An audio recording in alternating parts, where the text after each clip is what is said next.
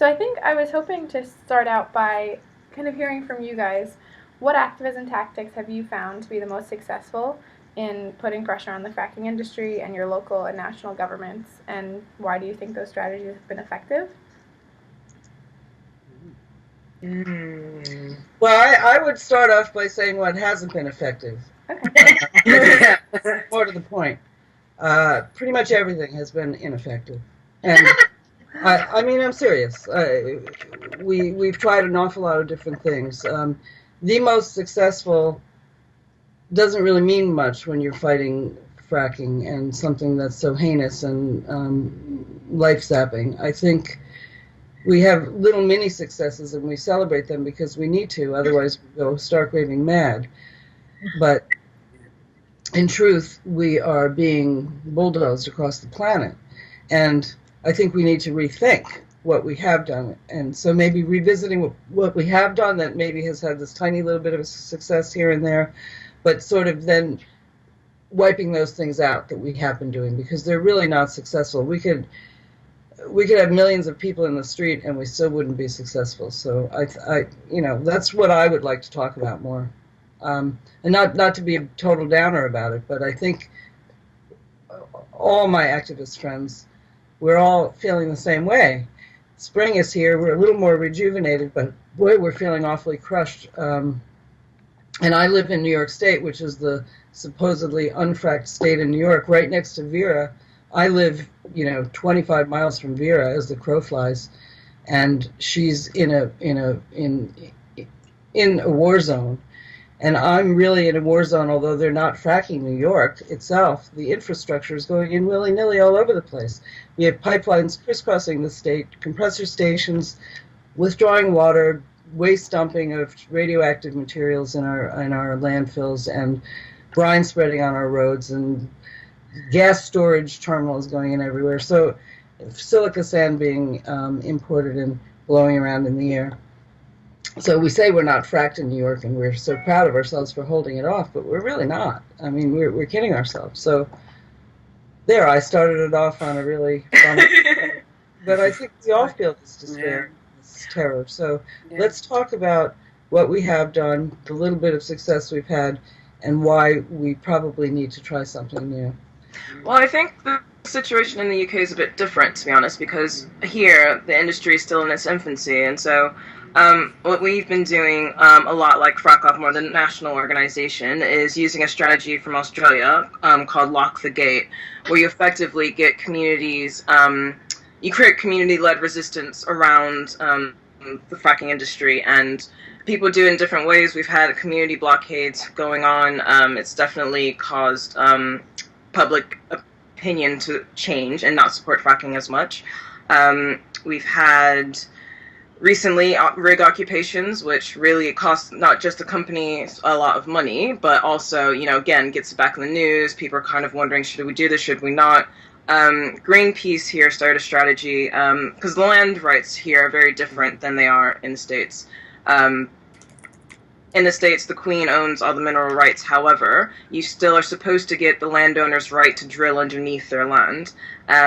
And right now, there's an ongoing war with the Queen possibly changing laws retroactively to allow the industry to go through, which is actually causing a massive uproar. Normally, the Queen doesn't get involved in kind of politics. She's not officially supposed to have a stance one way or the other, but if she comes out and says, hi, you guys, I think you should be able to frack underneath anyone's land, a lot of people are going to be upset about it. Even the suggestions gotten people upset, and we really think that because it's in its infancy and we have these different kind of strands, using communities, using a bit of direct action, and even just, campaigning your local councillor, that we might be able to stop it before it's taken off to the level it's gotten at in the States. Can I chip in on that as well? I think in a kind, not meaning to take it back down to the kind of negative again, but going on that theme, something that's become quite prominent tactic-wise in the UK is protest camps. So we've been using those a lot, and that, I mean, I've been sort of involved in that since about 3 years ago, but it didn't really kick off or anything. And then last year it was huge because it was in the really right wing heartland of the southeast of the UK, which it was really unexpected that people would be up in arms about it. So, and also because it was closer to London, more media and stuff reported it. It was huge, and that's really helped. But in terms of people being tired and finding it really difficult, because we are against this massive corporate giant or giants.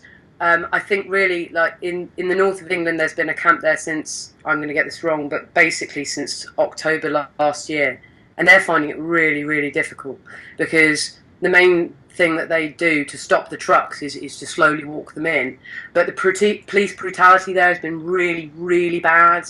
It's been a lot of emphasis on kind of trying to separate the people that are locally there and the other people that have come in to support the locals, and mass arrests of people that are coming in, activists that are coming in to support it. And the way it's been reported locally is that it's not the local people who don't care about this, and it's actually kind of hire a mob that are coming in, and that's been quite difficult. And I know people, and obviously Tisha does as well, that have been living in these camps and moving around to where the camps are, and it's really draining and really knackering, and particularly obviously during winter it's really hard.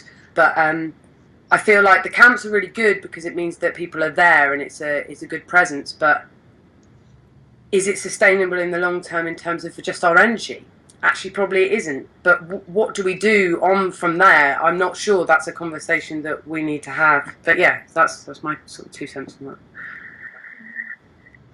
How does that compare to the strategies and tactics that have been used in the U.S.? Kind of hearing from the UK, like, do you do similar things in the U.S., or would you say you guys try different things? I would say, I'd like to speak a little bit, but I would like to say that I feel, both encouraged and discouraged, but I would say I'd like to emphasize the encouragement. And I feel that the more I expose the industry, and anyone else, all of us are exposing the negatives of the industry, either through photographs, videotapes, and also doing citizen tours where I bring people. Where I bring people by the hundreds to see what is happening to us. We are here in the gas fields the past 5 to 6 years, and this helps the rest of the world. So some of us may have to be sacrificed, as we are right now, but I feel it's helping the world, and the more people that know about it and show that there's citizens who are willing to stand up to the industry, that they're average citizens who are willing to stand up to them. I'm in court right now, and I'll be in court for the 3rd time on July 2nd. And we're willing to show that we can stand up to them and we can expose them, and we have international press besides national press showing the dangers and the problems and how they will do anything, like the industry here, like Cabot is one of 6 companies here. They'll do anything they can to shut us down at this point, and they'll even bring us to court, but we're prevailing, and we have lawyers that are willing to support us. We have the ACLU, we have Public Citizen, and we have others that are willing to support us and fight with us. So it's like anything else. I feel it's a battle, and that eventually they will come down because more and more people hear about the negatives and they realize that this is a problem, extreme problem, and we have to change to renewables. So their time is really limited. They know their time is near the end, and they will just denigrate us. They have a massive smear campaign. They have people that they pay to blog against us and to show us in the worst possible light and to discredit us as much as possible, but I don't see that it's working that well. And they will come down. It's like anything else. Every bully, every genocider eventually comes down, but of course there will be, it looks like it, and there are casualties. And we are part of the casualties, but the world will change. And this is the way history has been from my experience in the past and all the previous generations. There were the battles. Those who survived, survived. Those who didn't, and then things changed. Yeah. Fiona, you had told me about corporate spies, and how do you think, would you like compare that to this, or?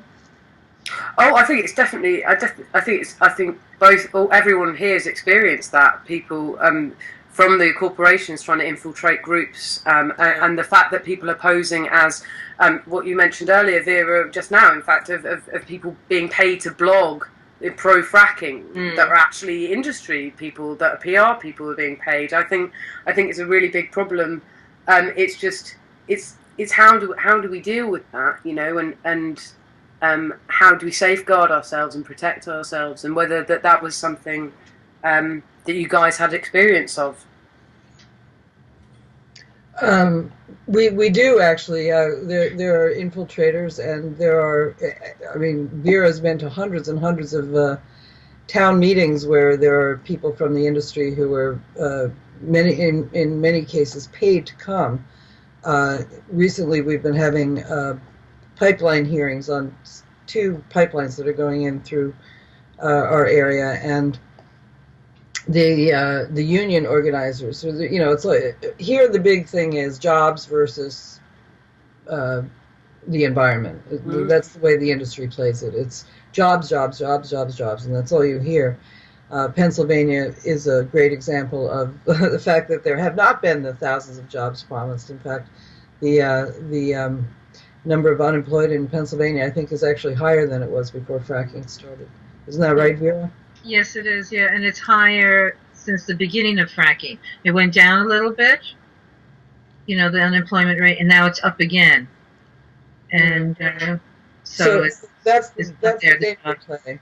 But they still, these people buy, you know, I guess people who are so willing, the economy's been so bad for so long, even long before the worldwide economic crash in this region. It's been, we're rural as opposed to London, so other people that we work with that work in the big cities, and it's different there, but in our rural areas, people are more desperate than anything, and they just want to believe the industry, so it's easier for them to put their hope in that they're going to get jobs and a social safety. We don't have a social safety net in this country. We don't, you know, education is terribly expensive. It's not a right. Healthcare is not a right here. It's a privilege the way it's set up in our country, and so all these things are tied together in people's minds, and the fracking industry, they think, is going to somehow save them and make them able to pay for their old age or their health care or their education. So the industry plays on people's fears, and they give tiny incentives to people. They'll give $5,000 to the school baseball team or the a community fund of some kind, and people think that they're being generous and sort of flock around them. They throw these picnics every year. They give free pizza to people whose homes have been demolished by their hubris. That's crazy. It's really interesting you mentioning that, actually, because here, I guess, because none of the landowners will make any money if there's fracking on their land, there's been suggested that communities should get fee. Is it £100,000 and like 1% of profits? Oh yeah, you mean councils? You mean council business rates? Yeah, they don't have to pay any business. They don't have to pay any tax. Or they get basically they peddled it as press release from the government of saying they were going to get the equivalent of about £1 million for each council ward that had fracking in it.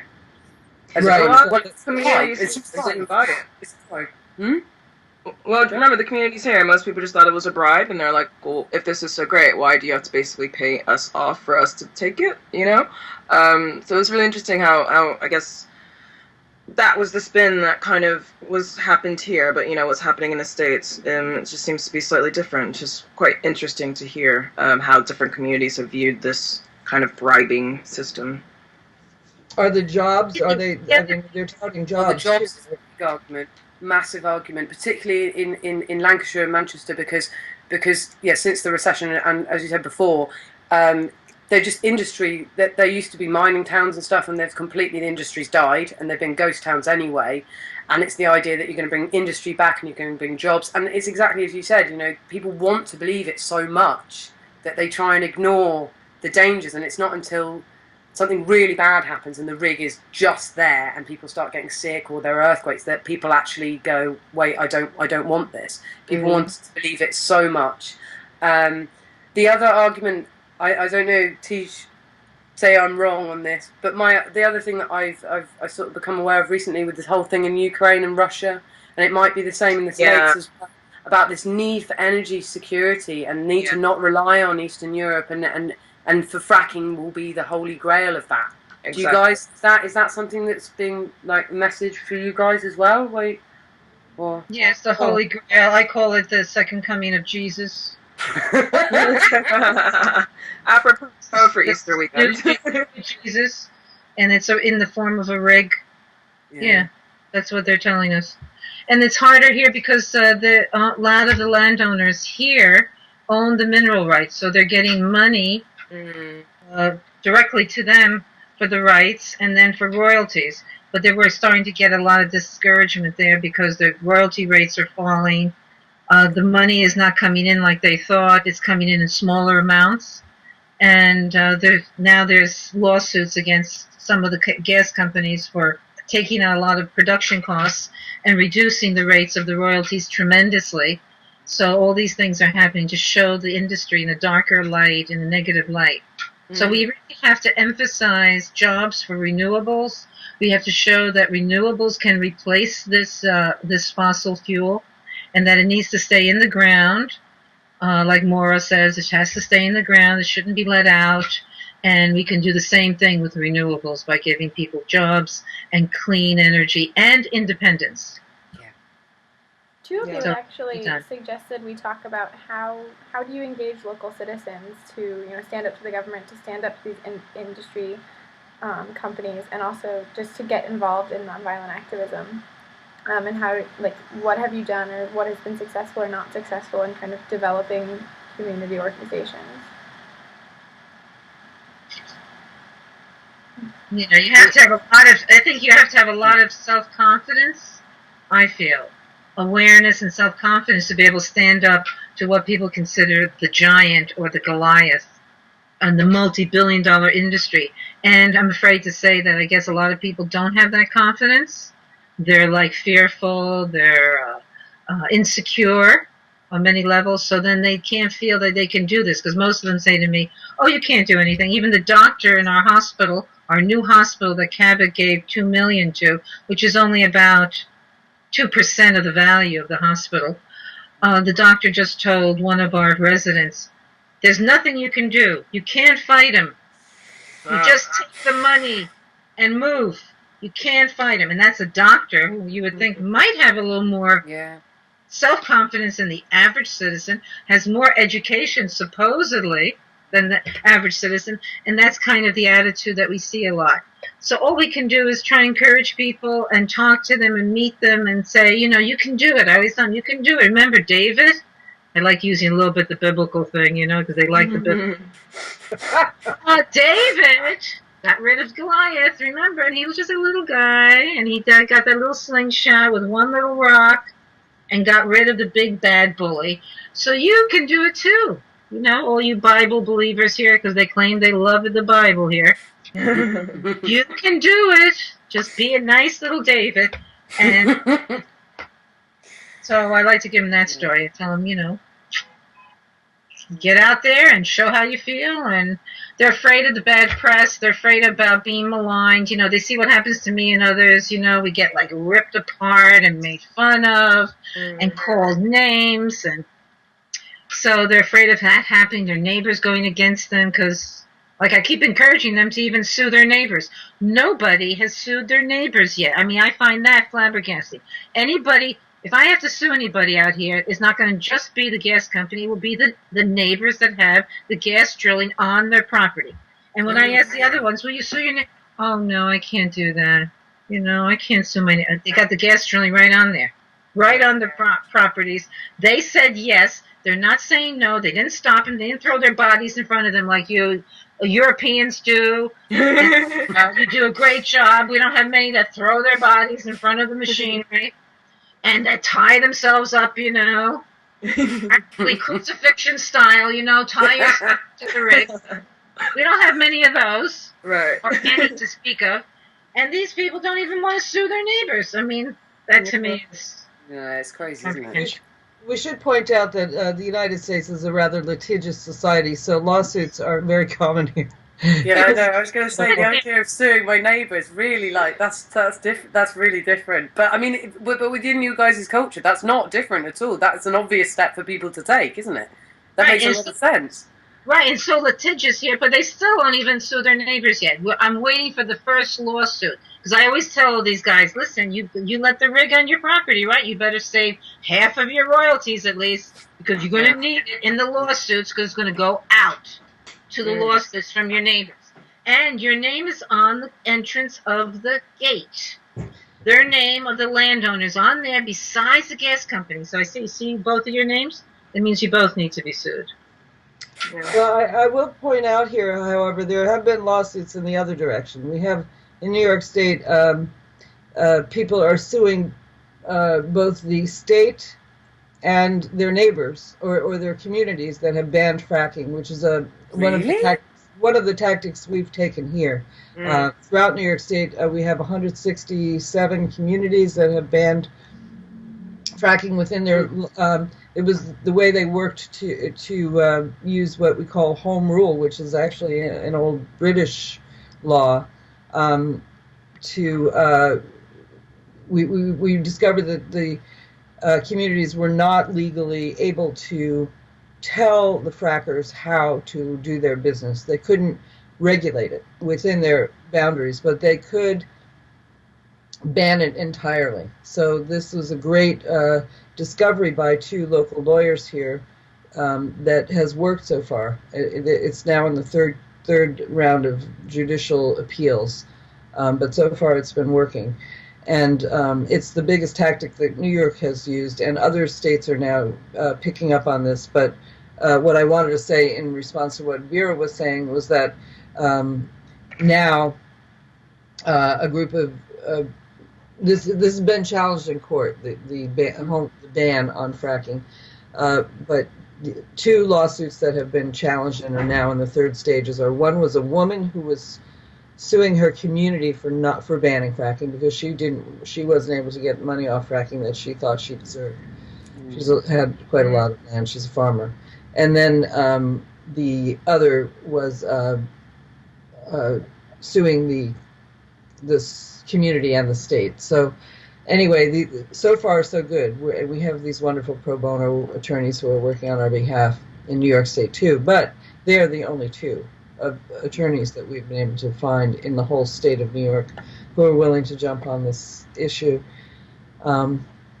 Anyway, sorry, I'm getting off track. You also have Joe Heath, who helps a lot, I think, too, with legal matters, or what? Well, he's just helping people with get out of leases primarily. He is doing that pro bono too, but he's not really doing the larger fight. He's helping individuals, and he represents one Native American Indian tribe.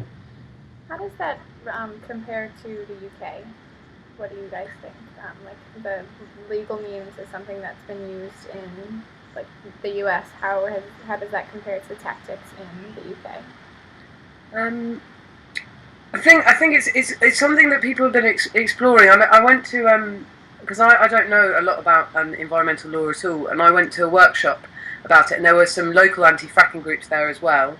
And we were interested in, they were explaining something about judicial review, whether we could appeal, essentially, like a planning application, we could stop it happening, and whether that was useful. I think certainly some of the bigger organisations, like Friends of the Earth and stuff, have had a look into it. But in terms of, the thing that really sprung to mind is in terms of the legal support for activists, something that's dramatically changed in the UK in the last year is that legal aid, so getting means tested and supported for being represented once you've been arrested, has been massively cut back by the government, and it means that if you're arrested now, that the financial implications are so much greater. So, and because the arrests are a lot higher, because obviously they really, really want fracking to go through, that's been a sort of unforeseen consequence and barrier for people wanting to protest, because there were over 100 arrests in Balkan, and that was there for, I think, probably about 6 weeks, but the arrest was over a period of about 2 weeks, maybe 10 days, there were about 100 arrests, and people were getting basically, what's the word? I don't mean exile because that's far too dramatic, but basically they weren't allowed to come back into the county again. Bailed away from the area. Bailed away, that's the one. Yeah. So they legally cannot come back in the county? No, not until their case is over. Their case is over. Oh. These are people who came in from out of the county? Is that what you're saying? Yeah. So, really? They're banning them from the county? Well, yeah, until their case is over, until they go to court and they get sentenced. So if they've been arrested, and some people did direct action and were physically blocking people, but other people weren't. They were just walking slowly in front of the trucks. And because of the fact that legal aid is gone now, it's making more people more nervous about potentially even being at fracking sites. Because, I was quite naive when I got arrested for something different, but for direct action stuff, I totally didn't see the financial consequences of it, and it screwed me over for like a year. It was awful. It was like more than a third of my monthly income was being spent on it, paying legal fees, and that was with legal aid stuff. And so that's been a massive consequence, particularly because of the police brutality in the last drilling place. I think that's been a massive thing. But in terms of kind of solicitors' support for it and like pro bono work, I think it's been quite good, because if you do have someone in your group or someone in the group of people that you've been arrested with who has the ability to get legal aid, then they will talk to all of you. They will share all of the advice. And so as long as you've got someone who's got legal aid, that's okay. But how long that's going to last for? And it also means now, well, I don't know when it's going to come in. Tisha might know a bit better, but once the measures do properly come in, you can't pick your solicitor anymore. The state chooses. So that might mean in the States, though. I believe. Oh, is it? Okay, yeah. Sorry. So I don't know. So, yeah. Sorry. What was that? So before we could choose solicitors that have experience in like protest law and stuff, so who would be sympathetic to us and would probably, if you're in a larger group, would give advice to more people, even though they don't qualify for legal aid. Whereas now that's going to change. You're not going to be able to choose who represents you anymore. And how did that come about? Was that a parliamentary law change, or? Yeah, it was. Sorry, go. Yeah, it was the Parliament effectively put this law up. They're saying for austerity measures because, the economy is not doing well. We need to cut costs somewhere. So why are we giving all these people legal aid? They should, kind of sort it out themselves. Or we can just use cheaper attorneys, lawyers to do these, or to try these cases for them. And so that's kind of what they started. But there's a lot of unfortunate... especially with like domestic violence situations where a lot of single women trying to get away or trying to fight their partner, flee, and looking for some sort of legal remedy, legal aid, that's not going to be there anymore. So it's beyond. Well, these are the kinds of seemingly not very wide. These are the kinds of laws that incrementally they're chipping away at what rights we have left. This is happening all the time. And probably in the United States and nationally as well. So it's a very carefully planned out stripping of our rights, and it's very frightening. And because we do get debilitated, you have to survive. You have to pay the rent. You have to pay for your own family and food, and that's why they intimidate people into dropping out. It's not just that they're harassing us and calling us names and maybe possibly threatening to hurt our pets or cut our fences so that our farm animals get loose out here in the country. But poison our water wells and things like that. It's very frightening. There are some really dangerous people who want to do us harm, and then they're being abetted by the state and local and national government. So, I keep sounding like the voice of gloom and doom. I don't mean to. I'm sorry, but. It's the fact is that we need to, the smaller tactics that we've been taking, chaining ourselves to drill rigs and bolting our arms together into oil drums and all the typical things. They've been studying this nonviolent resistance tactics just as long as we have, and more carefully in some cases. So that's why I think we have to come up with new tactics, which we obviously So won't. what can we do that is new then? What do you think we can do that is more effective than we're doing at this point? Any ideas? What can we do? Does anyone have any thoughts? Well, as you mentioned earlier, Vera, I don't know if you've been paying attention. Well, there's so much going on in the Ukraine, it's a little bit hard to tell what exactly is going on. But there's been this little movement of the Babushka Brigade, the grandmas. Yeah. We in many cases in this country, some of the most successful nonviolent actions have involved elders taking the lead. And in one of the cases here locally in New York State, about 27 years ago, two communities were put on the list of communities that would take off-site nuclear waste from nuclear facilities, and because they were rural communities, they were targeted as. So the governor, the town elders were vying to be the one who would take the nuclear waste dump because they would get a bunch of money in their own pockets, but the people found out about it and resisted, and part of the wonderful ongoing, I can't remember how many months it took them to stop it, 18 months or so, but they ended up stopping it, but it was the community that stopped it. It was within the community. It wasn't outside agitators who came in. It was people who got together and said, we don't want this here. And they did all sorts of really creative stuff to stop it. At the end of this, I'll give you a link to a video about it. But the elders were among the leaders of it. And nobody likes to see grandma getting hauled off to jail or beaten, or grandpa. And I think there's a lot to be said for that. We have a group here called the Raging Grannies. They're joyful and they sing and they make these wonderful lyrics to well-known tunes, and they're great protest lyrics. And they come around to a lot of our rallies and protests, and they're singing and they're angry and they're beautiful women of a certain age, and it's not just women; they accept grandpas too. But so not that that's the answer, but so the answer is really getting enough of us willing to make the sacrifices that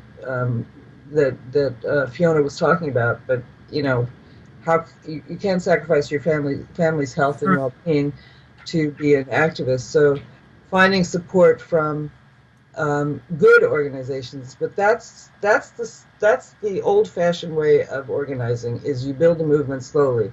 You go door to door. You have conversations. You bring in people. So maybe Vera's right. We have to maybe be the sacrificial lambs. Some of us have to choose to say, okay, I'm going to stay here. I know that my area of the country or my area of the planet is going to be destroyed, but I'm going to help people, somewhere else raise the barrier, and we're going to accept that. Now, Vera, that's a very brave thing for Vera to do. Vera doesn't have all that many other people like Vera, unfortunately. So anyway, I'm babbling on. But that's good. And then, I think with the grandmothers and the grandfathers, what I was thinking of while you're talking is they can be the ones that can possibly be in the forefront. Like if you're all the young people who have jobs and who have to support a family, those of us who are, let's say, retired and who are not worried about our jobs, we can maybe be the ones that will go forward. We will be in the front of the line, and you guys could be behind us, let's say, supporting us, and then we can be the ones maybe arrested because we can handle maybe the arrest more easily than all of you, so that you don't have to suffer as much, and we can take it. And then we're also older and, near the end of our lives, so that we can do this type of thing, for the rest of the young people who are behind us and coming after us. Because we're basically working also for generations beyond.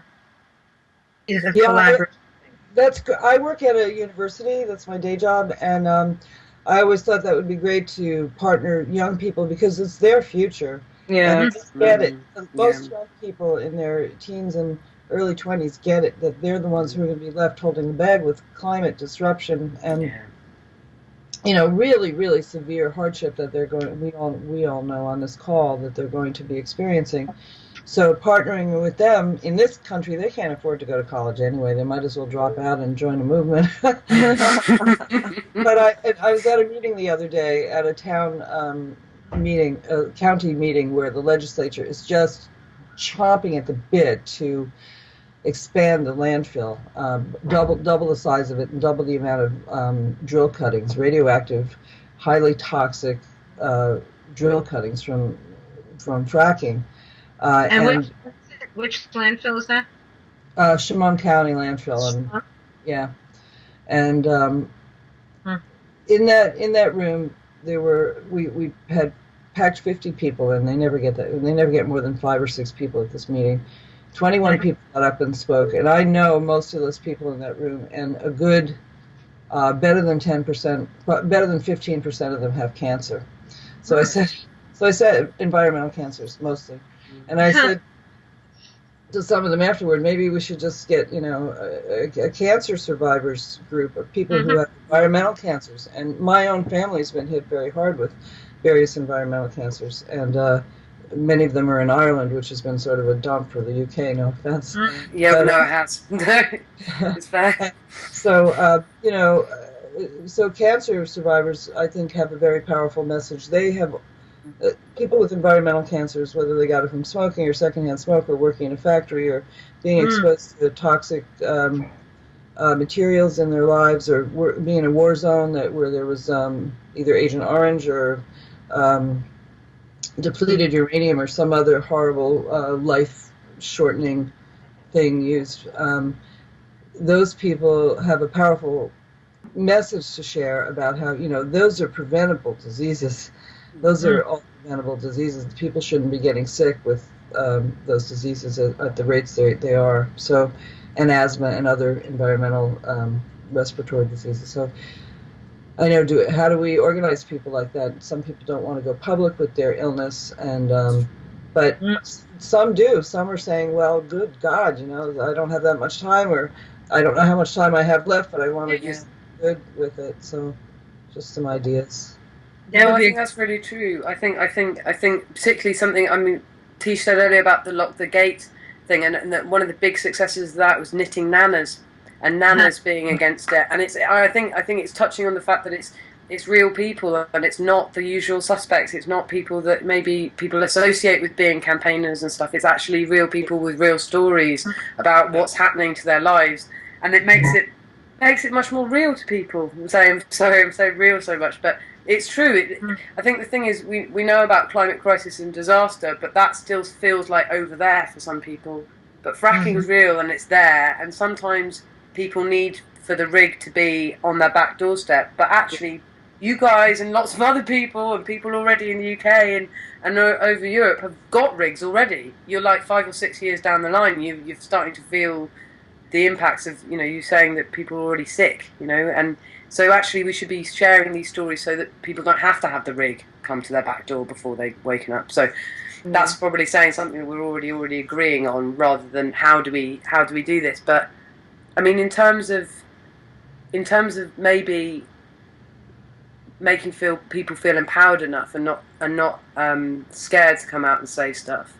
Maybe part of that is using.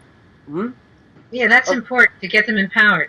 Maybe we can write stories or get more stories from average people, like the grandmas, the grandparents, the parents, and then they can tell their story and say, I'm just an average person, a regular person. I'm not employed by the industry. I'm not backed by any foundations.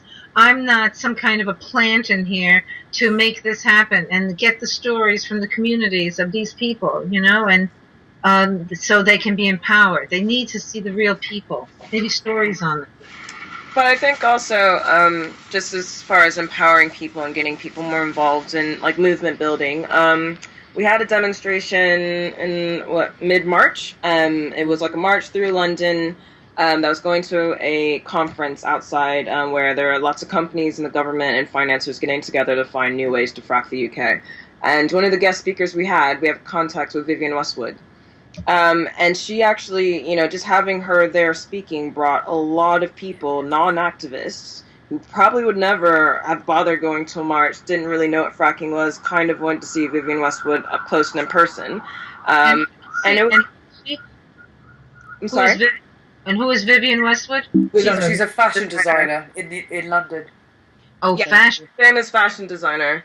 But, I watched people throughout the day, and yeah, they were all there at the beginning to see her. But the number of people that kind of hung out and stayed, like, towards the end of the demonstration and were chanting, and you can see that they felt a bit more empowered. They kind of enjoyed doing it. They're like, actually, you know what? Never been on a march before, but going on a march is quite fun. It's quite empowering.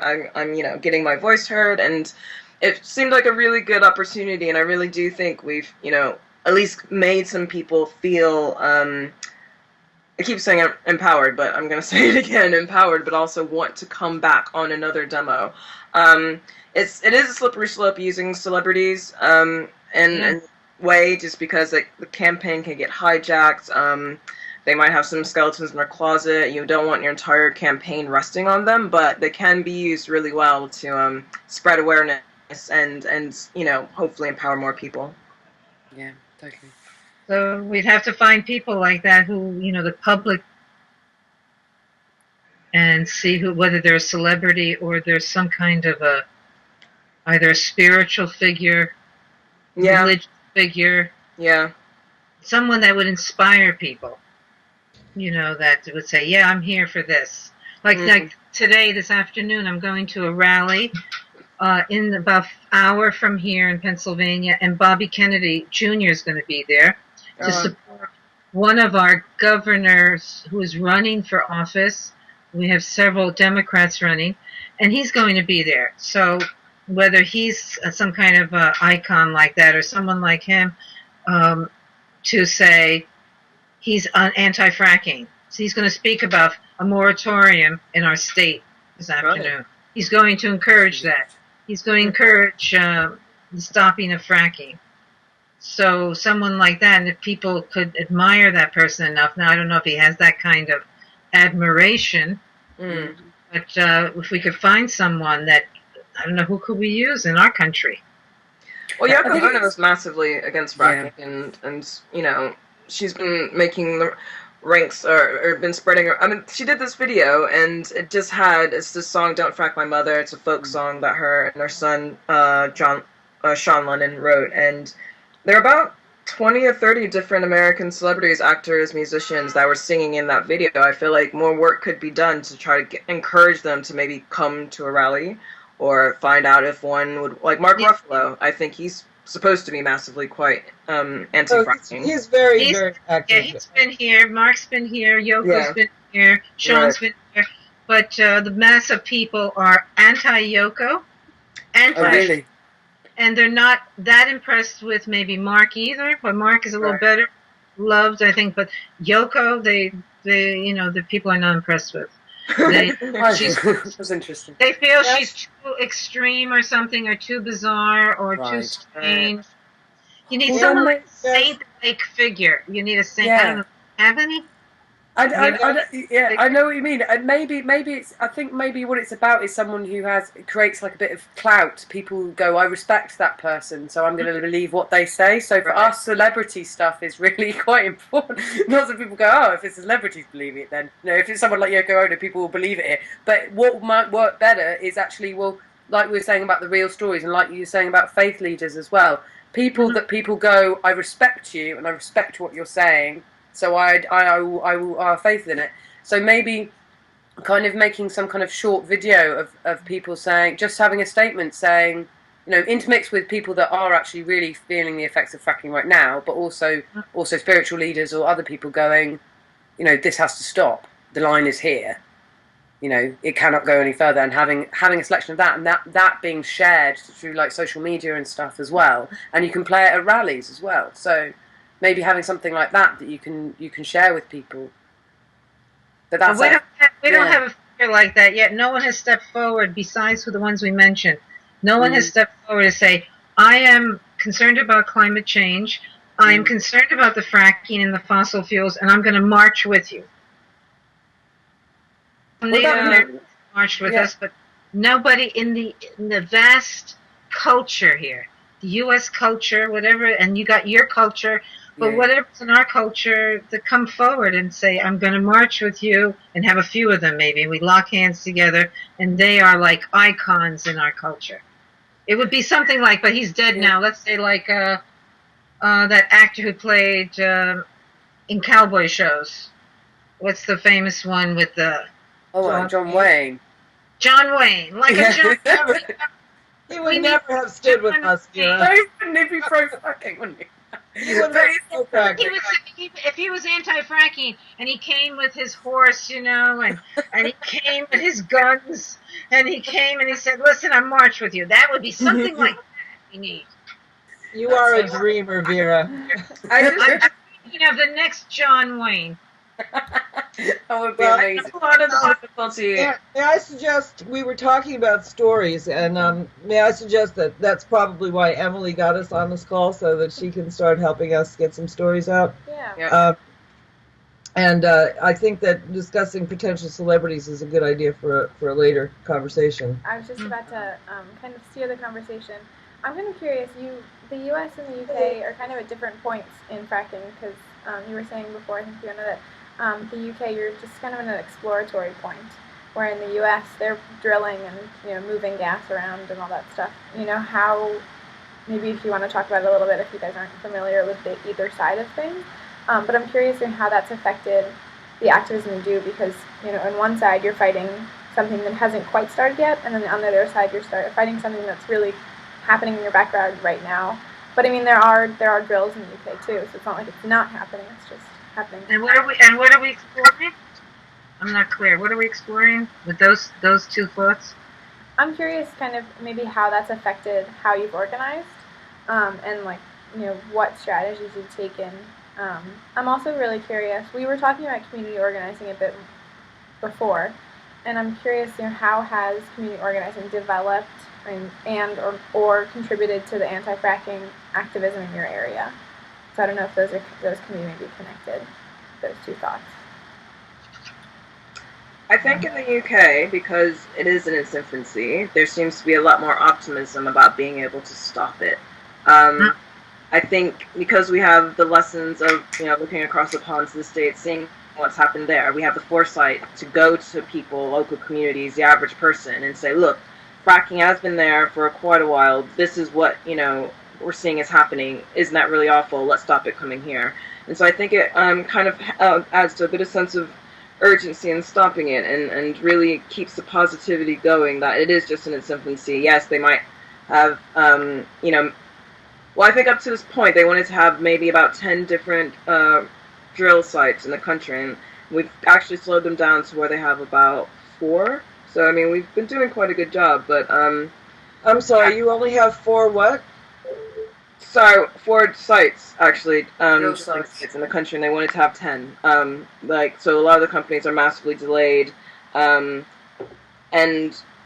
yeah, it is because it's in its infancy. It keeps the positivity going, it keeps the momentum going. We can stop this, we really feel we can. Next year is an election year, 2015, we want to make an election year issue, and a lot of people just feel, if we don't fit, basically, if by 2015, fracking hasn't stopped, then maybe we feel a bit like, downtrodden, but up to this point, there's a massive amount of positivity about being able to stop it, and it's because it's in its infancy. Yeah, Can I ask a question? How many people would you say are actively involved in the anti-fracking movement? Let's just say in London, because I don't think you can say unless you can guesstimate about the whole country. I mean, it's hard to say as far as numbers. I mean, percentage of the population that accept fracking in their backyard is less than 1 in 4 in our country. The number of people, how they feel about fracking, be it anywhere, it's about 50-50. So, I mean... It's hard to say, isn't it? I think one of the... sorry, go for it, Tisha. Sorry. Oh, no, you can go ahead. I feel like I'm talking a lot. Anyway. No, you're not. No. I was going to say about... well, I would say definitely thousands. It's difficult to do a kind of percentage of that. I think what's been good at galvanising people is that the licenses that have gone out, so places where they say they're gonna frack, is pretty much the most of the UK. Places that have never had this kind of industry before, any kind of extraction industry at all, that thought that they were living in kind of safe places, if you see what I mean. That has been quite a good galvanizer, because the fact that it could happen anywhere, and there's a big area in south of London which people didn't think that in the city they would frack, but they have a license there. So that's really freaked people out, because they're thinking, well, you know, how could it happen in a city? We couldn't have this kind of industrial stuff in a city, and as well as tiny villages as well. But I think as well, one of the things in terms of coming back to the thing about how has it changed how we organise as well, is that certainly for Frack Off London, because we don't have any drilling sites at the moment in London, we can't go to a drilling site, and we can't protest there. So where do we go? Well, we've tried to attack and well, not attack. That sounds a bit too violent. That's too violent. But we've done stunts and stuff outside, like die-ins and things like that, outside, well, conferences where they meet, but also where their investors are. So the investors like hiding behind the fact that no one knows who they are, and like they want a safe deal, and they don't like the risk, they don't like the fuss. But we turn up, and even we started doing it with like 3 or 4 of us, with like gas masks and chalking the pavement, like the smoke bombs and stuff. And they were like, who the hell are these people? Like, how do they know who we are? And actually what's been a big move is that people like British Gas and all sorts of like the big 6 energy companies in London, they've started taking away the signs on the skyscrapers where they have their offices. They've started to hide where they are. That's true.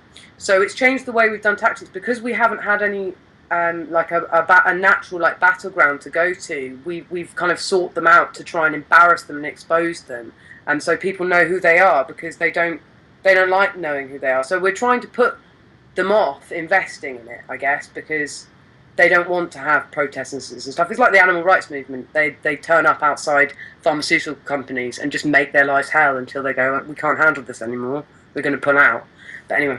And then how many people? Vera actually hosts tours for people who don't live in a frack zone. So tour buses go to Vera, and Vera takes them around the frack site. So once they see it, and legislators from smaller communities, even local town council people, and she's shown hundreds and hundreds and hundreds of people, not just from this country, but from other countries, and it's been really effective. I mean, she's our single greatest ambassador, really. And so maybe you could partner with some of the people in the communities that are being fracked.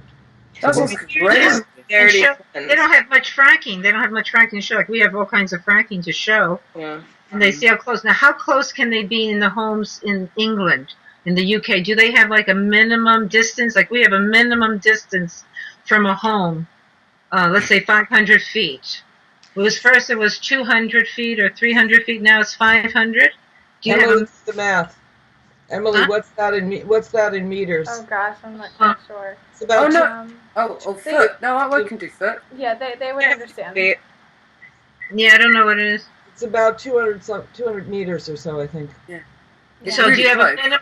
Do you have a minimum that where the drill rig with the gas site can be next to an occupied home, or a water well, or a water source? Or Do you have school. any? I don't know, but don't think do you know? No, I don't think there is, because I'm thinking back to Balcombe. It was within 500 meters or even yards of a railway line, like. Oh yeah, and by a lake as well. And by a lake as well. So no, I don't think we have. I don't think they do. I don't think they do. That's something to find out, because that's what you can tell people. They usually get shocked when they find out. They say, "You mean it can be 200 feet from my house?" I'm curious. Land do they? People. How much do your gas companies? How much land do your gas companies need? Like, we need, let's say, 5 acres at least to put the gas site. 5 or more acres. How many do your companies say? They're saying about it's about American football size, field. So that's all they've been using so far. That's all they've been using. So you have to see what they're actually using, and if there's any kind of literature on it. And this way you tell the people, educate them, because then they get shocked about that. They say, "Wow, it can be on 3 or 5 acres." So I guess it could be outside of London. Maybe it can be in an area. Like, well, that's what they're saying. That's why they've really pissed off people, because one of the senior right-wing politicians was saying, "Oh, we can do it in the." He actually misquoted the wrong region as well. He said, "Oh, we can do it in the desolate northeast, when in fact it was actually being fracked in the northwest, and he pissed off a whole load of people. You know, it was good in a way because it's like give them enough rope and they'll hang themselves. But I mean, populated island, so I'm not sure they can. You know, here they're doing it next to houses, on school properties, on farms, and it can be a quarter of a mile apart every site. So they want to frack. They'll have a 3 to 5 acre site, and you have a quarter of a mile. Here's one site, quarter of a mile, half a mile. Good. Your neighborhood gets filled up. So do the people realize that gets filled up, and then they have to have the compressor stations every 3 to 5 miles, depends on your topography. I would Then just mention, pipelines go through your neighborhood, the compressor stations, the treatment plants, the storage facilities.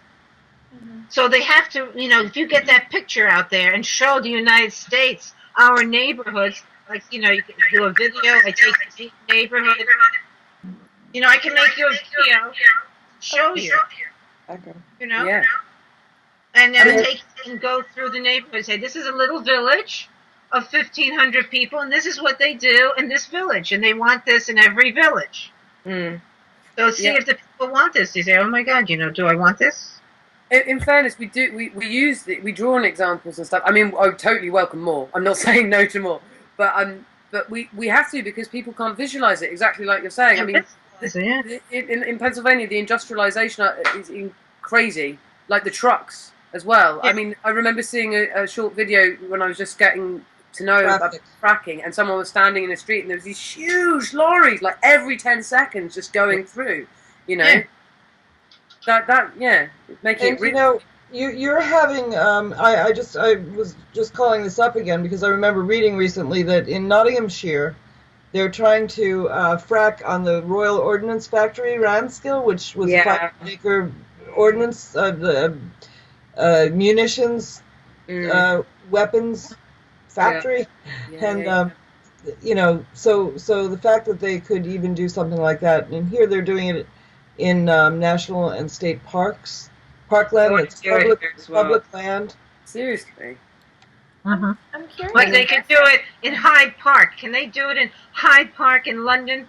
Yeah, because the Queen is basically given some of her land for fracking, so it is a possibility. They could. Yeah, all the parks in London. They could. Just around the country. And what they should do is put it right next to Buckingham Palace. Do that little line. Okay? And make pictures of it and say, since you like against it, we're going to put a nice rig right next to your Buckingham Palace and every other damn palace that you have, and we're going to put it right next to your little palace. See how you like it, and see if you want to listen to it, and see all the trucks go by the gate, that nice big gate in front of Buckingham Palace. We'll put it right in front of there, and they have all the trucks go past. Also, that clock. What's the name of that big clock over there in London? Yeah. We'll have all the trucks go through there, hundreds and thousands of them, pounding through day and night, and put it next to that one, next to the clock too. That's progress. There's already a McDonald's in London, in the Tower of London. Tower of London, right. So, the UK, you do have 2 kind of large exploratory sites, though, that have exploratory drilling, and that's where the Balcombe camps are and the Barton Moss. So, kind of, can you explain how you've organized in those areas and how those are different from what you've been doing in the cities? Well, I think Lancashire was the first one. I think they did actually do, when they exploratory drilled there, they caused a minor earthquake, which made them have to stop, actually. So that was, how did that work out? How did we do, because we found out about it, and then we thought about, we tried to contact people and go to that area to see if people already knew about it. And actually some of the farmers did, because they were really concerned about the contamination for their fields. And they didn't have any social license, in the same way as, you know, is in the States and also in other parts of the UK. They hadn't asked permission, and they just went in anyway. Now here we have permission. They have all kinds of permission. They have all kinds of permits, and they get their permission and they come in. So it's the other way around, yeah. We have all kinds of state regulatory agencies that give them permission. They have to have permits. But they have no social license, though. Like, people don't, like, they haven't asked the community's permission, if you see what I mean. Maybe, like, 1 or 2, but, like... No, Is it they how don't. They don't ask the communities. We don't have that policy. Communities are not asked. We don't have any kind of say. Yeah. They don't do a vote or anything. It's just the government itself says, okay, you apply for the permit, and we either approve you or don't, and they usually approve them. Yeah. How many people would you say have shown up to the protest camps in the UK? Oh, Balcombe was huge. That was hundreds and hundreds of people. We had a march on the day where people came for the day, and that was thousands of people. That was That's really amazing. good. The numbers they get. So It was how does really that compare good. to But the US? camp, but I've organised camps in Lancashire that were absolutely tiny, and it's because the weather's crap. It's up north, and I got really pissed off with the media as well because they refused to come. They were like, "Oh, it's too far." And then when it's in Balcombe, which is kind of near to London, they're like, "Oh, we can get on a train. We'll come." Yeah. It's really How annoying. long of a train ride is it from London to Balcombe? Oh, That they're less than an hour. Yeah, less than an hour, like half an hour or so. Yeah, it's like it will be like a 5-hour train ride or a 6-hour, 7-hour car journey to Lancashire, and they weren't willing to. They weren't willing to do it. Yeah.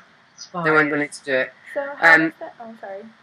How does that compare to like U.S. numbers, and why do you think? Is there a discrepancy, and why do you think there is one? Sheesh, I don't see numbers like that. We're going to have a big number possibly now coming for Earth Day in Washington, D.C. So we got some decent numbers there. We have thousands, let's say 3,000 or so for Washington, D.C. But other areas, it's not that big. New York, maybe they've had some nice numbers in Albany. But our state, Pennsylvania, we get very low numbers. Wow. But Washington's going to have a big one with the Native Americans coming. It's a 5-day thing. They have permits to put their tents out, too. I find that amazing. They're going to have people tenting out and all kinds of Native American groups coming in besides others. And especially the day, the 22nd, I think it is. It's the Earth Day, that particular day. Yeah, and they're going to have, natives on horses. I mean, it's going to be, I find it to be something unique. That'll be unique for the Americans. How they get treated by the press and by the police. So hopefully nobody gets arrested, nobody gets beat up. So that'll be nice. Well, I'm going to be the hard nose here. 3,000 people in a country of 380 something million is pretty pathetic. And it basically, the industry just laughs at us when we have numbers like that. I mean, before the invasion of Iraq, there were millions and millions of people in the streets here, and the government didn't pay attention to that and just went ahead and invaded anyway. We have millions of people marching, against Iraq? Is that what you're saying? Yeah, I'm just comparing it to, that's the last time we had... I missed that, and I was asleep. You were asleep then. Was that and they were in Washington, D.C., where would they march against Iraq? In Iraq? Oh, New York, all the big cities around. I'm talking about in 2003. You're counting all the cities? You mean all the cities together? Not just one place? And that was No, there were millions of people in the streets here. We had 1 million people in Washington. We had more than 1 million people in New York City twice. There were millions and millions of people around the world in other cities all around the world. Yeah, we had about 1 million in London. Yeah. And, didn't mean a thing. London. So there you go. So if it didn't mean anything for that, we need new strategies. That's what I'm saying. In the streets, that didn't do anything. Then you need new strategies. So we can jump through hoops, and we can jump off bungee cords, and we can, drop banners, and we can have these little victories once in a while. But we're still working. What are we working for? I mean, I would just ask our UK sisters, what are you working for? Are you working for better regulations? Are you working for an ultimate, complete, and utter ban of fracking and all related industrial harms? Are you working? My family's in Ireland. I mean, just the whole idea that anybody would even want to frack a little tiny couple of islands like that when your water is already so insecure. Your food supply is, subject to weather and all sorts of stuff. Your fisheries are completely fragile and almost gone in some cases. It's just beyond belief that anybody would even consider it. It's like the worst thing in a science fiction movie from 30 years ago. Of course, but aren't the Irish expendable? Yeah. Are they And always we're expendable? We've had some really interesting always- developments in the last couple of Are weeks. they always expendable? Same thing with here. Most of the areas that they're fracking are the poor and the working class because we're all expendable. Yeah, But not true, here in but can I just say, in Ireland and that English, UK and the rest of Ireland relations, there's been historical events in the last like month or so of the president of Ireland coming over and making a state visit for the first time since the Troubles. You know, so big things are happening. But in terms of that, I mean, what I'm fighting for is part of the climate change thing as well. I'm really pushing for not just banning and saying no, but what are we saying yes to? Like actually getting inspired about what do we want society to be like, because we all know we need system change. This is a symptom of something that we've been fighting against for ages, and people have been fighting before me and before that, you know. So it's actually, I'm kind of already sick of saying just no. I want to say what I want to do next. It's like I want 1 million climate jobs. I want massive investments in renewables. I want the phasing out of fossil and putting that money into the training and the jobs, different energy sources in this country. We need massive talks with trade unions and workers that are working with coal and some of the fossil fuels that are working anyway, because they're going to be the people that are going to fight against us hardest when we say no, we can't do that anymore, because they're going to say, well, you're getting rid of our jobs. So we need to talk to them about the fact that we want a just transition for them too. We don't want to fight them. It's about everyone getting the best deal out of this, because there are huge social injustices. So for me, it's fighting about like, what is the society that I want to live in, and it's definitely not this one. And this is the front line of fighting for something else and a new future. That is incredibly idealistic, and whether I'll see that happen in my lifetime, I don't know. No, I don't consider it idealistic. I consider it sane, and I consider it rational and doable. And that's what we need to emphasize, like you say, what can be done for everybody's good and their health, and what can be replaced, that they all can have decent jobs and not be hurt, even whatever industry they are. Because the industry has been a problem, all kinds of industries have been a problem for many decades and generations. You bring up a good point, Fiona, that like how does fracking, kind of connect to lots of different other social problems, and Maura had suggested talking about like how does fracking and peace connect, and like how is the fight against fracking connect to other fights and other struggles that kind of other activists and you also are working on. Mm-hmm. Right. Well, I'm involved in the peace movement. Also, I'm in the peace movement for years before this, so it's all connected. It's using people for corporations, for corporate profit. It's sacrificing the young for corporate profit. This is all connected. Yeah, I totally agree. I think it's yeah, like I said, it's a symptom of other problems. I think it's certainly the pursuit of fracking by this government is, it's short term, it's greed, it's a final last stand for them to fully make the gap between the poor and the vulnerable that much wider between them. It's fear for them, because they know as well as we know that the planet's fucked. Excuse my language, I shouldn't throw it on. But they know that it's screwed. But they're trying to protect their interests. I didn't actually start off in environmental stuff. I started off anti-fascist stuff and intolerance, because of where I was living, the people that I was living with, there was massive social inharmony, and that got me politically active. But I think for me, this is massive social injustice problems. It's just much more obvious and much easier to fight in some ways, rather than people have accepted the fact that I know for my family and stuff, and old friends that aren't politically active, and for them it's like, yeah, this isn't great, the system doesn't really work, but this is the best we can do.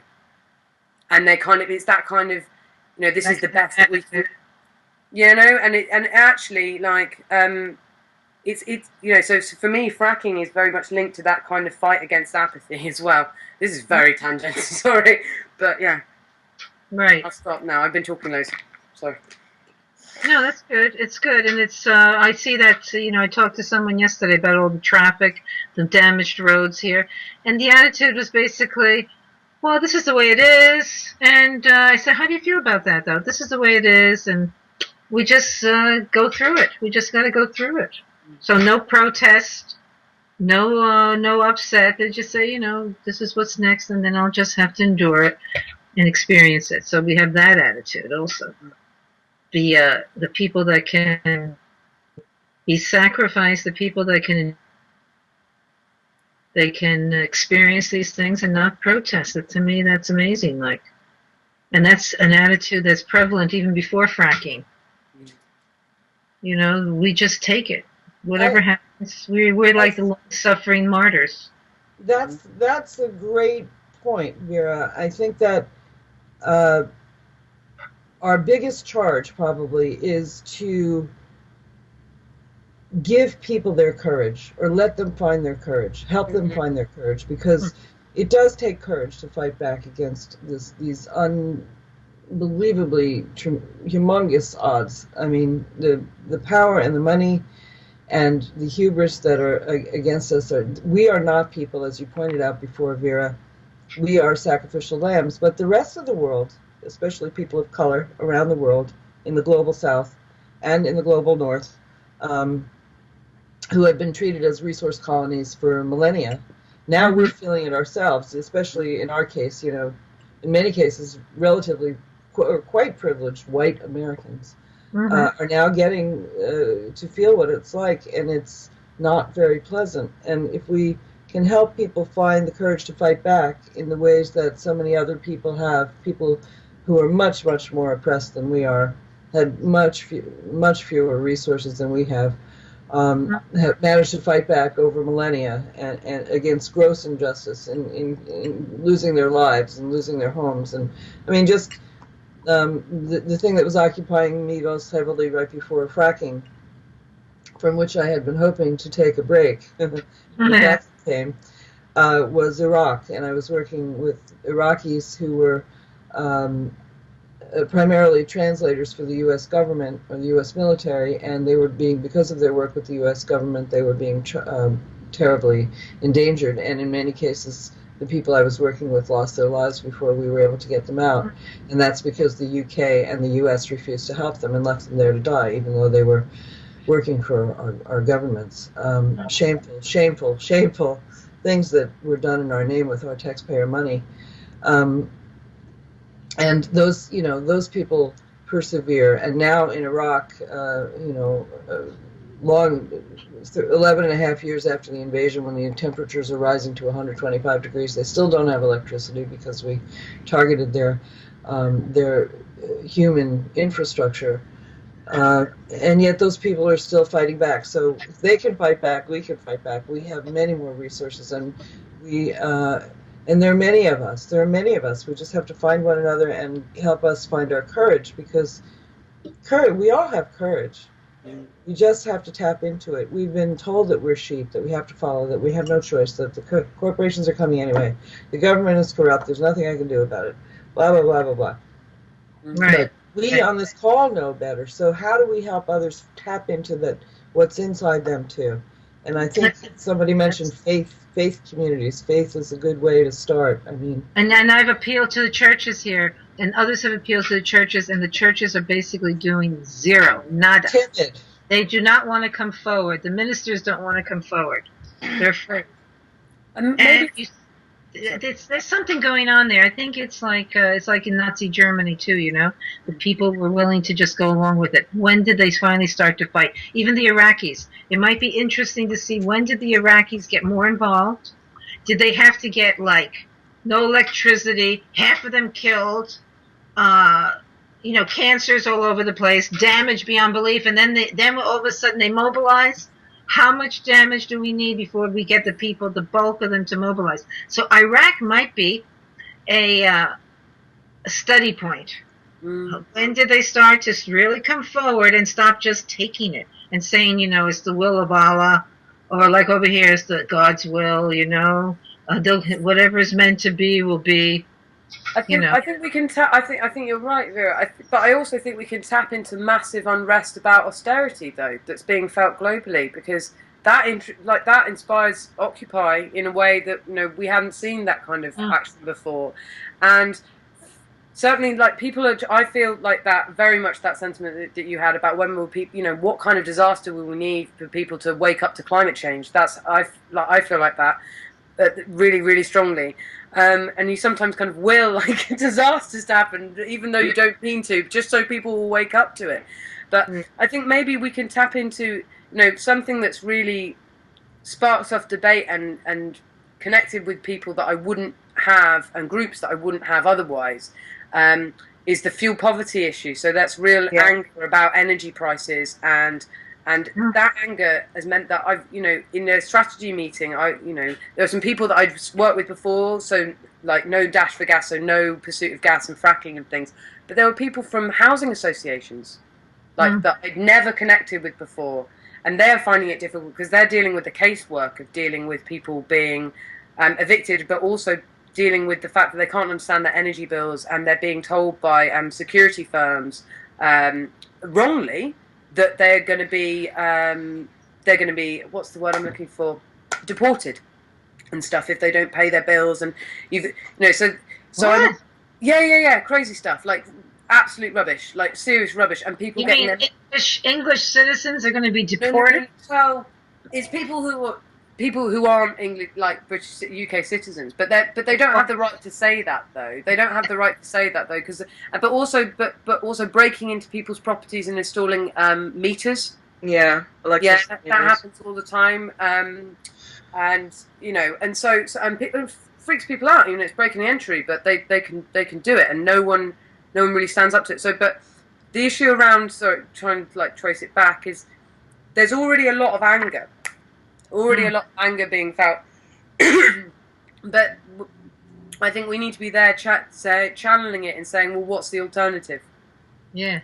Instead, so in tapping into that anger about people's rising energy prices, which is going to keep happening, that's not going anywhere. Yeah. And saying, well, actually, this is only going to get worse. Yeah. And Frack's not going to make it any cheaper, because it hasn't made it cheaper, really, in the long term. It hasn't even made it cheaper where you guys are in the long term, has it? Well, they claim it has made it cheaper, so they give us little stories about the gas prices and all those who use gas to heat their homes, that supposedly it went down maybe a third, but they were cheaper. Now, most of us here in the rural areas do not use gas. Yeah. We use propane, a form of gas of some kind, and that has gone up. Right. Significantly up. Also, like what we've been noticing, because I'm reading about all the export terminals up and down, like the east coast of the states and going on the west coast of the states to export the fracked gas around the world, which our government, is making negotiations with your government because they think, oh great, we'll get this cheap American shale gas because it's much cheaper than anything on the European market because our gas prices are just so ridiculous. But I've been speaking to, because I have family in the States, and I've been speaking to some of my family there, and just saying, like, even if you have cheaper gas prices now, if they keep shipping it overseas to Asia, to Europe, your gas prices are going to go up. That's just how it works. You're on a, closed market, and therefore all the gas had to stay within the country, but the fact they're trying to, ship it out, gas prices aren't going to be that cheap for much longer. You're not going to get the benefit that you think you're going to have. They're doing that, Tisha. They're doing that line here, and it's not really impressing anybody. I'll tell you right. It's not moving them. They really say, "Oh, so they don't even believe it." It's not getting into the head or the psyche. Good. We need something more specific, like what's exciting the people here is their royalty prices have gone, their checks each month have been going down. That them wake and riled up.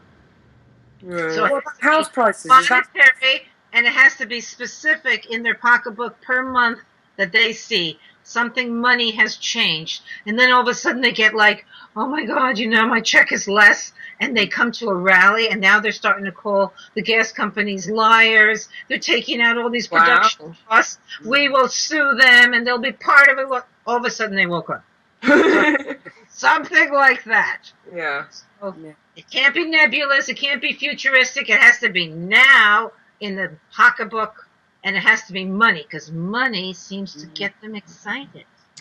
We're So, going to yeah. ask actually about housing prices there and housing insurance and whether or not that's been affected by fracking, because that is a line of inquiry that Yes, we're a looking little at. bit, but nothing major. Okay. So that doesn't get them excited.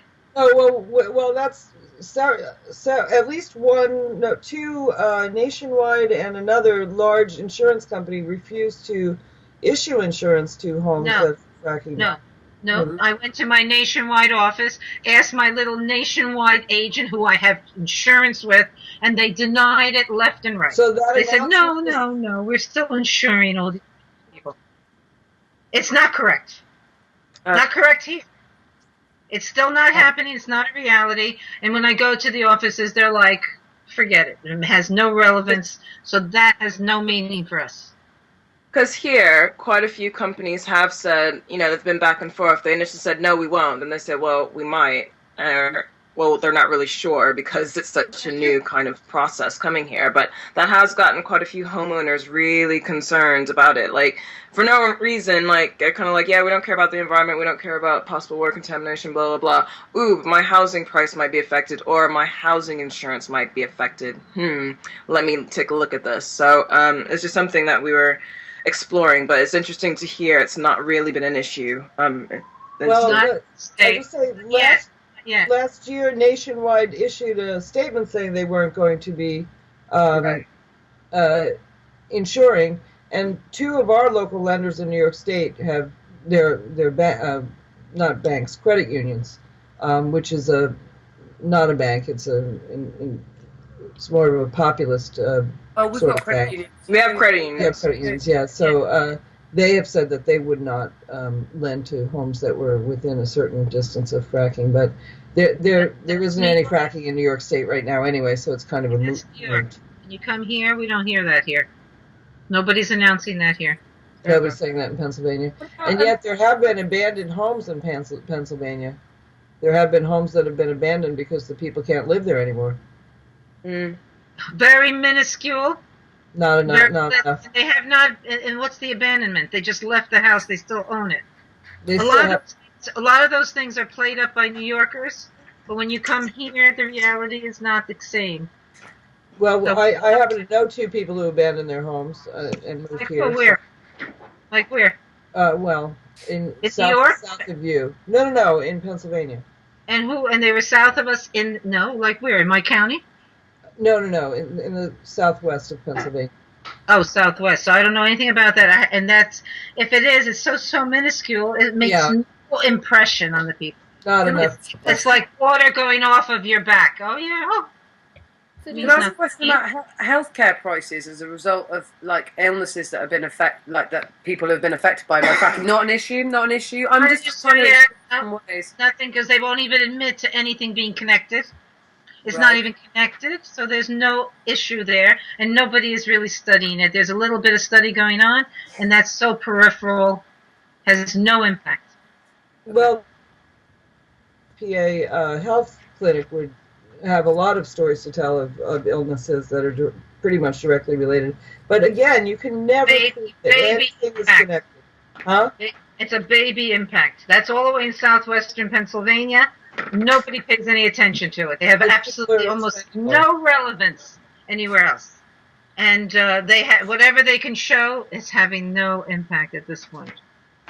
That's why we need something much more impactful. And the most impactful that awakened the zombies here was basically our royalty checks were coming down, and they're taking production costs from us, and they're taking more money from us. And it's less than 12.5% that they were promised us, and now they're like crying like little babies. That's the one thing that happened the past year. Yeah. So, it seems like there are some ways that don't motivate locals to get involved in the fight, and then there are some ways that don't. Like what steps are you going to take in the future? Like what's next for you guys? Because you've been saying you have to change your course of getting people involved and doing things. Do you have any plans of what's next? Can I just mention something? We haven't spoken at all about what's going on in New York City. I thought some of our New York City sisters were going to be on the call. And I do work with them on some issues, and I just wanted to bring that up because New York City is a little closer to the London situation. Yeah. New York City has been protected in the New York State early on before.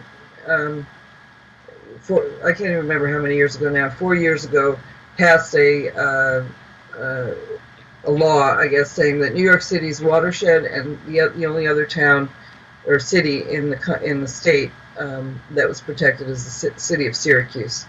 So their watershed could not be fracked, which has been a rallying cry for the rest of us. So if their water can't be fracked, you are admitting that it's harmful, so why are the rest of us expendable? So that's been a rallying cry.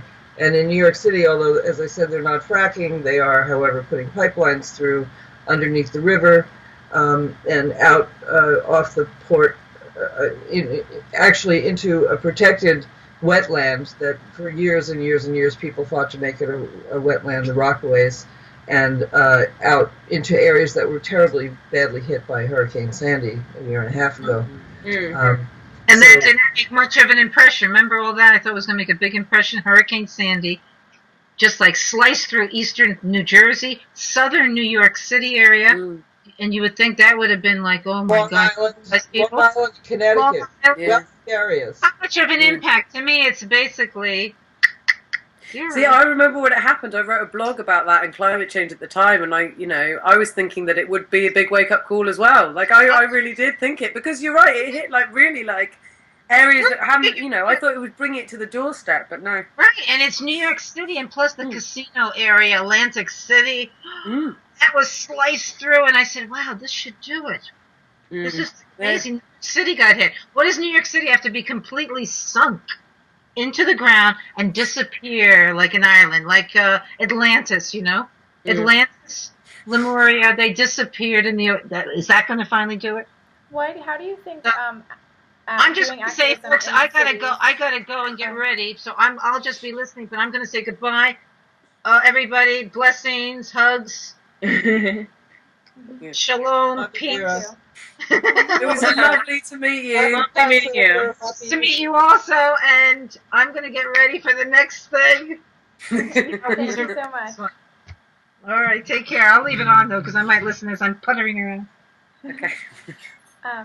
Just one last question. I was curious, kind of how is it different organizing in cities versus the rural? Because we kind of talked mostly about organizing in rural spaces, but like what's it like to organize and get people involved in cities like London or New York City?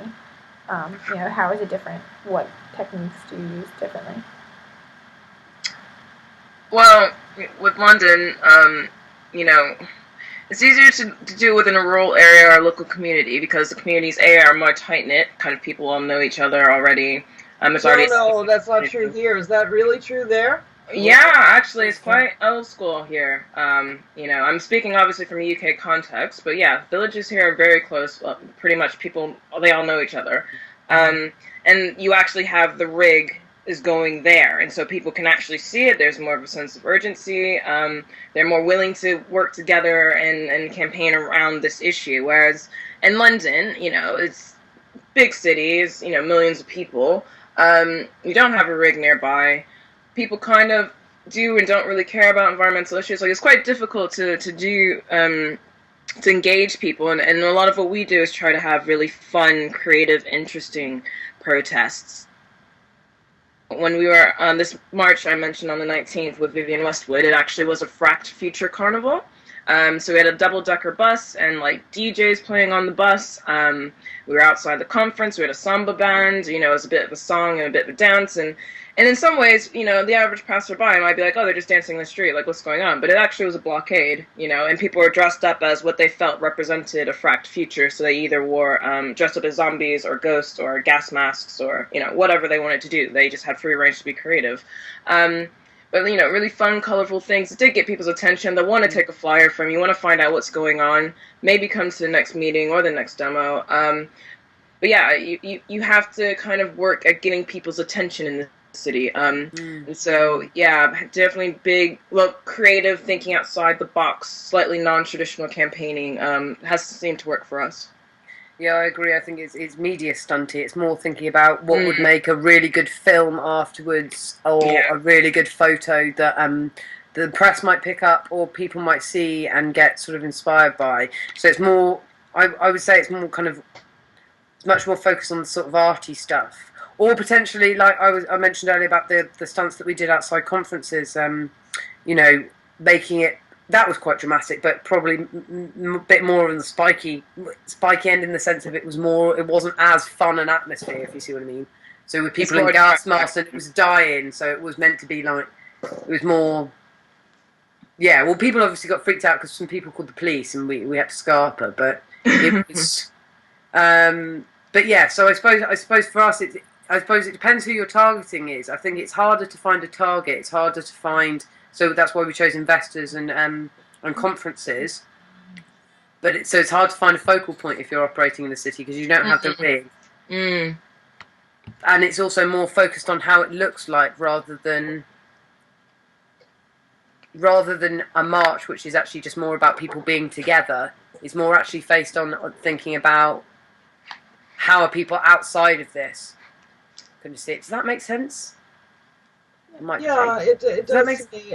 I just think about I've been at this probably a lot longer than everybody else. How many times I've heard that thinking outside the box, being creative. I'm a theater artist. I'm a journalist and a theater artist and an educator in my professions. And how many times we've done that, and how many creative people have made puppets and songs and written songs and brought their music and their art and their poetry and their passions and their dance, sorts of things that we've done over the years. And I think in general the bigwigs of industry are just laughing at us. Oh yeah. So okay, so the difference between cities, I don't want to dismiss all these things because I think they're all important, but I think we need to keep thinking a little more creatively and being a little bit less open about it. And sometime, you know, after this conversation, maybe we'll have another conversation. But one thing that last year, I am a co-founder of a group called Coalition to Protect New York. We started exactly 4 years ago next month. It was a bunch of people who had known one another from peace and justice and environmental work over the years. I'm a former city person now living in the country. I've been all three. I've been suburban, urban, and rural, and I, for the last 25 years, have been living in this place. And so a lot of us from this region, which is about, it's quite a large portion of New York State, the central and southern tier part that touches Pennsylvania, which is where I live. We all 23 of us got together, and within 3 weeks we put together this amazing conference, a day-long thing with 12 sessions about legal and health and safety and science and fracking and industry and business and money and jobs, you know, just all sorts of things. And we invited we reached out to all across New York State, New York City, Buffalo, the Catskills, and also in Virginia and Pennsylvania, which are the other states in this shale. The word they say is play, but I say pray, P-R-E-Y.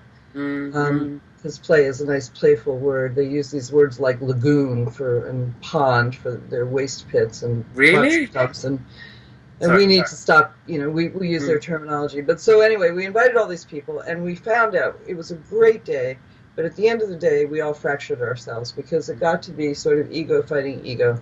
Oh my God, but you people aren't as good as we are, and we don't want to form a new organization because it's going to potentially take away our money or whatever. Or we don't know who you people are in the middle of the state, you're nobody. So anyway, we had this huge problem. We thought, you know, we were trying to pull people together. So you have to remember egos and stuff are a big problem.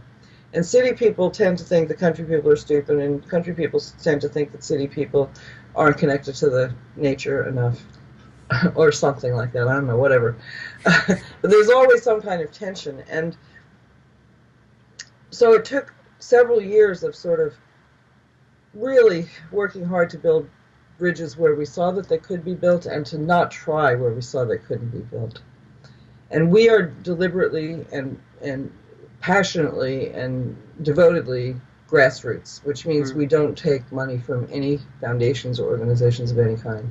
And some groups are rather large, what we call NGOs, you do too, and they tend to have, in many cases, have sold out the grassroots or made compromises. And we're not willing to make compromises on this because this is our future and this is our lives. And we're not willing to say, okay, you can frack, but just do it a quarter of a mile away from us instead of 200 yards. We're saying no, just no. No means no. So we found a lot of people who agree with this principle in the city, and we've been building these connections. And last summer, a bunch of us got together, and we decided we had a list of 5 or 6 things that we thought we could build a really good rural-urban connection around. And what we found was food. Food is the one thing that connects us, because I know there too. Locally grown food, fresh, tainted food is what people want, and the whole movement, slow food movement, local food thing is built around that. So we food not fracking, and so it's a foodnotfracking.org. It's a partnership between city people who love to eat and love their green markets and the country people who bring them to the green markets and sell them. Nice. And so we're just really getting it going. I'm not really actively engaged with it as much as other people are around the state, but it happened because partly because some of the people in New York State, although we're not being fracked, we have compressor stations and pipelines going in, which are equally terrible as fracking itself, because in some cases they're taking the tar sands from Canada down through our state to be exported.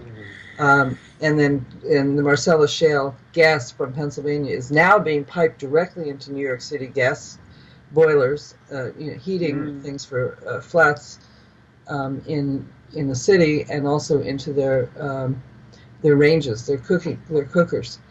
And so it's a very highly radioactive gas, because it used to be that the gas would be taken by truck up from the Gulf Coast down in Texas, Louisiana, and it would come up to New York City, and over that time the radioactivity dissipated. But now it's being piped directly from the Marcellus Shale into their homes, and so the radon levels are going way high. One of the groups that we partnered with is called Sane Energy Project, and they're trying to encourage people to use other forms of energy. So this food not fracking is, it's a good partnership of trying to find out what farmers really want and what they need, rather than imposing what the city wants on the farmers, but trying to be a real partnership and talking to people about food. And because it's the one thing that we don't talk about so much. We talk about air and water quality and water contamination, but water contamination means food contamination. You can't have one, it's all connected. So we found that it's a great way to connect city and country people. Yeah. I was just reminded we did about a couple months ago, an anti-fracking beer launched recently in London, and it's actually from a brewer in Kent who's a quite popular craft brewer. But I mean, in the UK, we quite like our beer, and people will be quite upset if suddenly their beer, might possibly be contaminated, or if their favorite brewer can't provide them, the beer that they're used to. And so and I'm, thinking that could be a way of bridging both the city and kind of country divide. So that's definitely beer. Brewers and I live in a wine country. It's the second biggest wine growing region in the United States after California. It's called the Finger Lakes area. It's beautiful, and we have waterfalls. Well, Emily goes to school here. It's just beautiful area. And so a lot of the vintners have signed on to anti-fracking stuff. Nice. But it's getting their customers signed on, which is more important and much harder. Yeah. Yeah, I suppose if the anti-fracking beer, they've got stuff on the label saying, more information and stuff. Maybe that's a way of doing it as well. Because farmers, definitely, if we could get some, I mean, dairy farmers in this country are being absolutely destroyed and squashed all the time by like supermarket price wars. So maybe if there's some way of connecting with them as well, I think that'd be really good. There's a group, because many of them have been bought off by Monsanto and the like, so they're, yeah. And also in this country, well, you're a lot better off for that than we are, but in this country they're using chemicals in the food for so long that they don't think that any of the chemicals in fracking are any worse than the chemicals they already put on their land. My God. So, I mean, that was really shocking to me because I was a farmer for a lot of years, and I've always thought of fracking as a noble profession, along with journalism and nursing and teaching, which is something I'm writing about right now, is those 4 professions. But finding that I actually don't like most of the farmers I'm meeting anymore because they have more land than everybody, so they think they can get rich by leasing it to the frackers. And that's really been painful for me because I'm from a family of farmers, and I've always loved farms and farming. And now I'm finding myself, when I drive by, every farm I drive by, many of them here have "Please frack here first" signs or "Friends." Oh my God. And so it just makes my stomach tighten, and I just get so upset with them. But I understand that, as you said, the farm policies and the laws that are happening are making them desperate. I mean, they can't afford to keep their farms anymore. They're taxed by the acre. So the bigger their farm, the more they pay in taxes, and the more they have to work at the land hard, and they're not necessarily doing the best land practices. But maybe there's an angle around that, because we can say to them, you're being forced to become landlords, essentially. You're being forced to move away from your profession, doing what it is that your family has done for generations, which is farm the land, because you can't afford to do it. You're being forced to do something else. Your profession has changed. Your profession has changed into being a landlord and leasing your land. And actually, that's the way you make money now. Actually, do you want that? Like, do you want that? Is that what you wanted? Like, you're moving away. You're being forced to move away from a family profession that you've been doing forever. Yeah. Not just the profession, but the whole history of your family is probably buried on that land. That's even more true in Ireland and England and Scotland and Wales than it is here. But and it's just the history, and in many cases your forebears actually fought to keep that land, or they were enslaved on that land in some cases. In the case of sharecroppers and slaves and people who eventually ended up owning their land. But so the history is deep history, and that's not so true in my area, but in other parts of this country and in your countries. So land is a big issue. There's so much, as we say, it's all involved, and how's it involved? That's the very answer to that, really.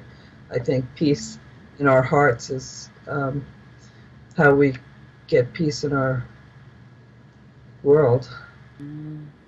And when you're not peaceful in your heart, and you harbor resentments of people who are forcing you off, or forcing you to betray things that are dear to you, that's when these millennial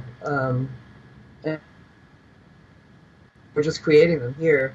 I mean, as Vera mentioned, in Pennsylvania and New York, I mean, neighbors hate neighbors. I've lost some of my dearest friends. It's really divisive, and that's why I wrote the definition of fracking. It's all about not the act of fracking.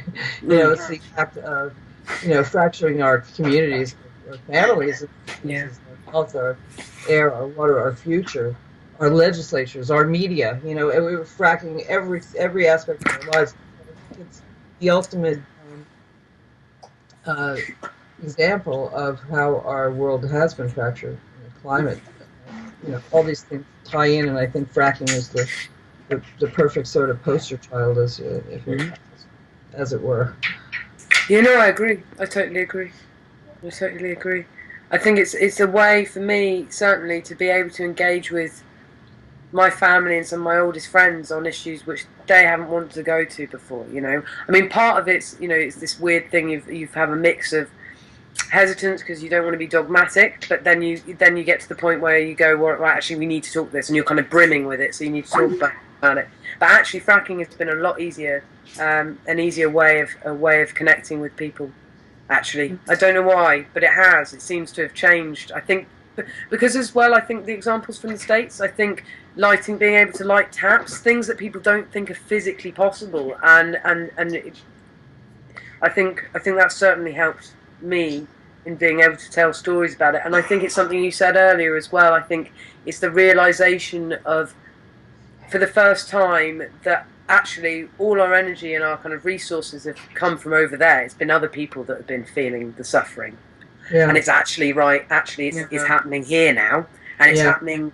It's happening in closer to home and at home, and I think that's actually scared people a lot more and made it more real. It's like when people are fighting for better conservation rights for oceans. I heard someone speaking about it and saying, if you use the example, if you told someone that there was 2 Land Rovers going through the Sahara Desert with massive net tied between it, and it was just driving along and scooping up every single living thing that was in its path, people would be horrified. But that's what's happening in the ocean. But because it's over there, there's a detachment, and I think it's the same thing with the energy extraction stuff. And actually now it's coming back, or coming here, that people are starting to realize it. But yeah. I'm sorry, I know I've been talking an awful lot. I just wanted to say one more thing that you triggered for me. I have sounded so negative on this phone call, and I apologize. But what you reminded me, the reason I'm not full of despair is that I have been at this a long time, not fracking, but a general fighting for global good or whatever you want to call it. And I have never, ever seen anything. So that has given me great hope. It's very frustrating. I didn't catch you, sorry. Yeah, could you repeat that? Sorry.